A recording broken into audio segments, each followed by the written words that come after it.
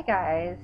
Um, I don't know if jinxing is a real thing or did I jinx myself yesterday or was it even yesterday?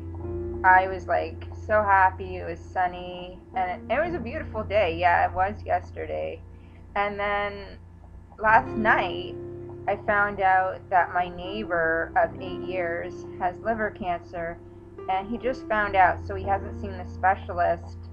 But I don't know how that works with COVID. Um, we're in a stay-at-home rule or whatever, and so things are getting delayed as far as hospitals because there's like so many people in the hospital with COVID right now. And it's not the 80s and 90-year-olds, it's the younger people. The 80s and 90-year-olds have had their vaccine, and so I guess that's really good because they've only had a lot of them might have only had their first vaccine. I know my mom has, and her next vaccine, her second one, will be in 4 months, and that's the way that they're doing it. Um, but anyway, as for my neighbor, like we always talk. I'm in a complex, so we're right close to each other. Like we're separated. Like our doors are like right door to door, and then there's this fence, and then it's like we go out and we're like, hey, and we talk all the time.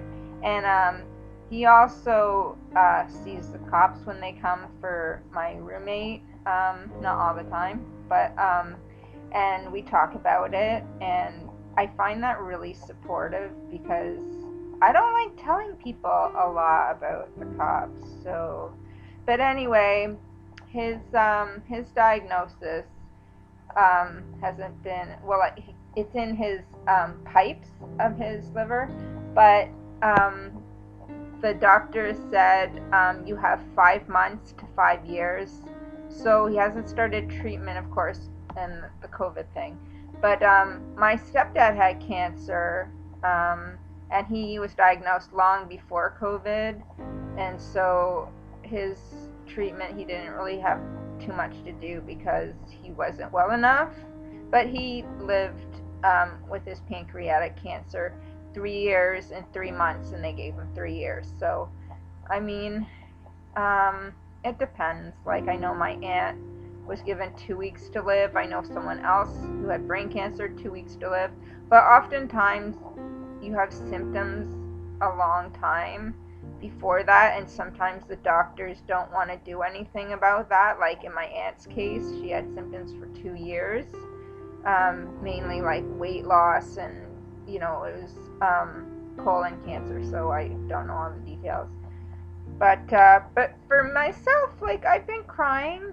I think that's natural, like because he's a good friend, and I don't want him to um anything to happen to him. And if he moves, my cats go into his yard all the time. They're not gonna understand. Like I have him on a leash, so I can move the leash, but it's kind of nice to have someone to talk to like all the time.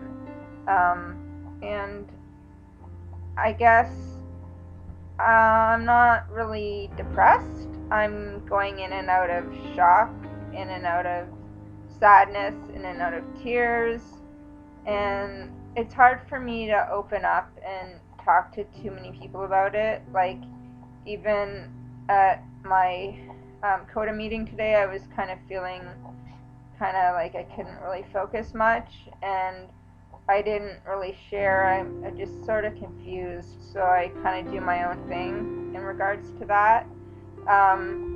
But yeah, I offered if he needs anything, let me know. His wife is sort of dependent on him too. She doesn't really go outside. She's afraid of falling, so she doesn't go do the groceries or anything. She like holds on to him, and he does all the driving stuff, and I barely see her on the veranda or anything like that. Like we're not, we have stairs. We're 2 floors, so we're not accessible. So I worry like he's gonna move away, which he probably might feel comfortable somewhere else with being with his wife and her issues. But anyway, I always think like so far ahead. I know when I offered, if I said if he needed anything, he's like, oh, what do you mean? I'm like, well, like your medication or something, if they put you on meds or heavy meds or something. In my head, I'm thinking, well, if you get really bad, and anyway, I won't say that, but like, like I've seen so many people, like, with cancer, and just COVID makes it so much worse. And COVID seems like never ending. Like, like I said, I'm happy that the 80s and 90-year-olds have 0 cases in my city, and the rest is the younger people. Um, Other than that, COVID is fine for me. I'm doing well, but there's a lot of pain in the world, and we'll probably need shots like yearly, like with the flu, but that's okay.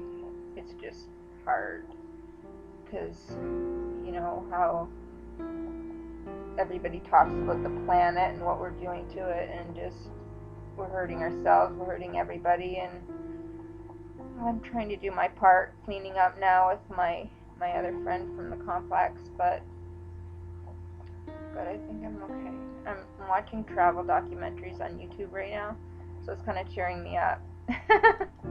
What can you do, right? I don't want to travel anyway, even if I could, because of my anxiety. But I used to travel, so it's really interesting.